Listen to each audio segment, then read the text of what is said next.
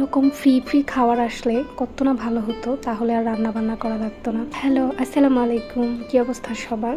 দিনটা ছিল পহেলা বৈশাখের পরের দিন। আমাদের জন্য আমার ছোট বোনের শ্বশুরবাড়ি থেকে খাবার পাঠানো হয়েছে। ওদের হালখাতা ছিল, এই জন্য আমরা কাজিনরা একসাথে হলে ঘুরতে যাব না তা কি হয়।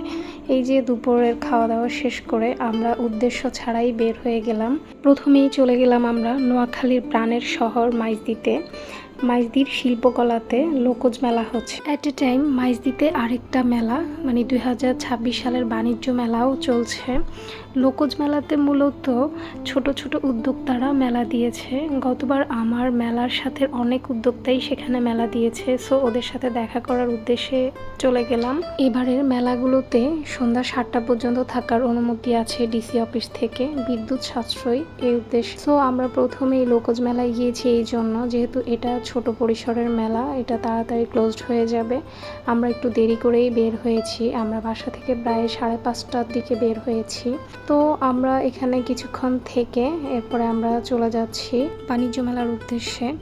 অ্যাট এ টাইম দুটো মেলা একই জায়গায় হওয়ার কারণে এই মেলাতে অনেক কম মানুষ ছিল। দেখা যাক বাণিজ্য মেলাতে কি অবস্থা। তবে যতটুকু শুনেছি বাণিজ্য মেলাতেও সেম। এবারে একটু আলো একটু অন্ধকার, গোধূলির এই বেলাটা এত সুন্দর লাগছিল, সো আমি রিক্সা থেকে একটু ক্যাপচার করে নিলাম।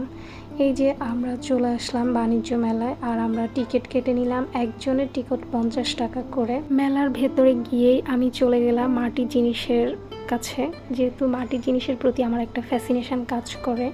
জিনিসগুলো সুন্দর ছিল, বাট ফিনিশিং খুব একটা ভালো ছিল না।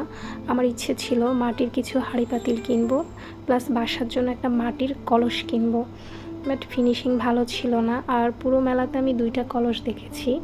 কলসগুলো খুব একটা বড় ছিল না, প্লাস ফিনিশিং ভালো ছিল না, সো কেনা হয় নাই। এই যে পাতিলগুলো এত কিউট লাগতেছে, বাট ফিনিশিং ভালো না দেখে আর কেনা হয়নি। এরপর চলে গেলাম বাচ্চাদের জন্য কিছু আইটেম কিনতে, কারণ নিজেদের জন্য কিছু না কিনলেও বাচ্চাদের জন্য তো কিনতে মন চায়। টুকটাক কিছু কিনে আমরা চলে গেলাম জুতার দোকানে। যেহেতু মেলার জুতাগুলো র্যান্ডমলি ইউজ করা যায়, বাট পছন্দ হয়নি। এরপরে আমরা কুলফি খাওয়ার জন্য চলে গিয়েছি। 7টা বাজার সাথে সাথেই লাইটগুলো অফ হয়ে যায়, আর মেলাতে ওরা ওদের নিজস্ব লাইটগুলো জ্বালায়, যার কারণে ভালো লাগছিল না। দেন আমরা বের হয়ে চলে গেলাম পিৎজা বার্গে। আর গিয়ে তো আমরা একেবারেই আপসেট, যেহেতু কোনোই স্পেস ছিল না, সো আমরা হতাশ হয়ে আবার বের হয়ে যাওয়া লাগলো।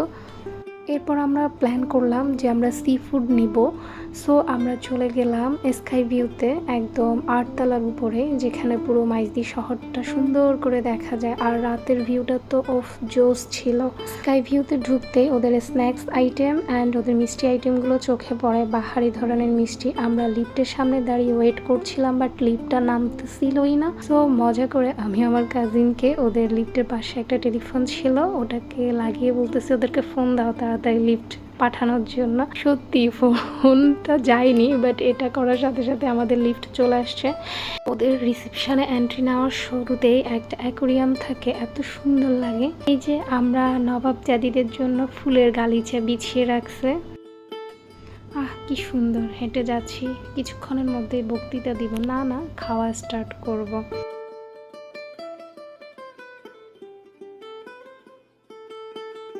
রিজিক এমন একটা ব্যাপার, চেয়েছিলাম পিৎজা খেতে, চলে আসলাম সি ফুড খাবো। এই যে আমরা এই সি ফুড প্ল্যাটারটা কনফার্ম করি, এরপরে ওরা আমাদেরকে ওয়েলকাম ড্রিঙ্কস দিয়েছে। এত ড্রিঙ্কস দিছে যে আমরা খেয়েই শেষ করতে পারছি না। কোত্থেকে যে বেবিটা এসে আমার কাছে বসলো আমি চিনি না, অনেক ফান করছিলাম ওর সাথে। আমরা প্রথমেই কেশনাট সালাদ অর্ডার করলাম এবং খেতে খেতে ওয়েট করলাম। আর এই যে আমাদের ফিশ প্ল্যাটারটা চলে আসলো। এখানে ছিল কোরাল মাছের ফ্রাই, চিংড়ি মাছ, আর হচ্ছে কাঁকড়া, সাথে হচ্ছে যে ফ্রেঞ্চ ফ্রাই ছিল। খাবারটা অনেক মজা ছিল। বরাবরই আমার কাছে স্কাই ভিউর খাওয়া ভালো লাগে। আমার কাছে মনে হয় আমাদের চৌমোহনী এবং মাইজদিতে সি ফুডের জন্য স্কাই ভিউ বেস্ট, কারণ অন্য অন্য জায়গার সি ফুডগুলো এত খুব একটা মজা হয় না, ক্রিপসি হয় না।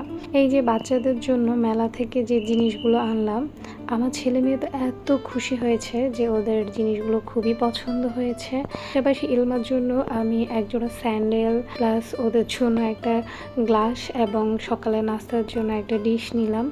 এই যে ছোট্ট ওভেনটা, এটা আমার ইফাত ব্যাটার জন্য, ওর খুবই পছন্দ হয়েছে।